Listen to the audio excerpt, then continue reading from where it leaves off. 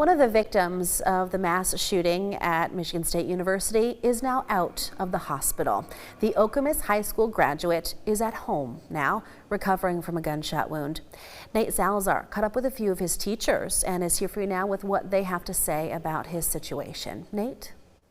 Well, that's exactly right. Troy Forbush made his first public comment 2 days ago on Facebook, detailing what he underwent the days following the horrific shooting. While he is recovering, people who are close to him say it's a relief that he's doing well. To Troy, I'm just so grateful that he's okay.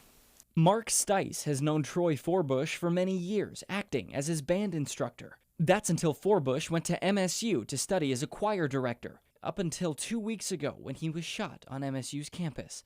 Forbush, along with 4 others, were taken to Sparrow in critical condition. It was almost disbelief because you never really imagined that this would happen to somebody that you know. He was shot in the chest. He went through 3 hours of surgery, doing a remarkable job of recovery.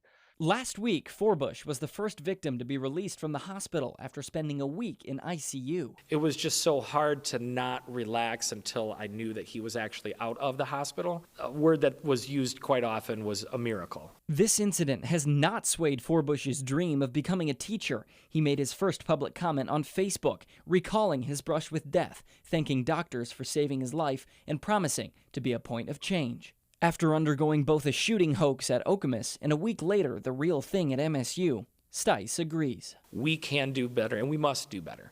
And I hope that Troy's voice will be one that will go out there and resound and resonate to so many other people to make meaningful change. 4 other MSU students remain hospitalized, according to Sparrow. 1 is in fair condition, 2 are in serious but stable condition, and 1 remains in critical condition.